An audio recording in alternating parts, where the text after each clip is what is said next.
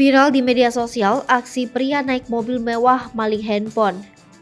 Kadang penampilan membuat orang terkecoh, seperti yang baru-baru ini viral, rekaman CCTV yang menampilkan seorang pria naik mobil mewah, yakni Fortuner terciduk maling handphone penjaga toko makanan. Aksi pencurian ponsel di restoran ayam goreng ini terjadi dini hari pada Selasa 10 Mei 2022.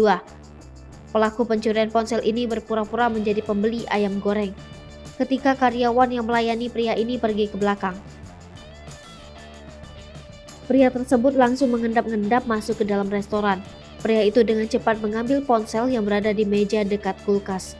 Usai mengambil ponsel yang berada di meja, pria ini lari terbirit-birit masuk ke dalam mobil Fortuner yang terparkir di depan restoran.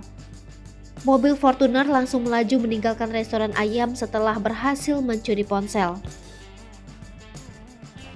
Sementara karyawan yang sempat ke belakang pergi ke etalase ayam. Ia terlihat bingung, pembeli yang tidak lain adalah pencuri ponsel tadi sudah tidak ada. Karyawan restoran sepertinya saat itu belum sadar apabila ponselnya telah dicuri.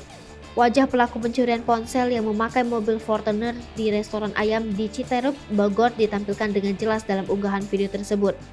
Akun TikTok @pojokbogor juga memviralkan hal tersebut. Beberapa netizen berkomentar di akun tersebut.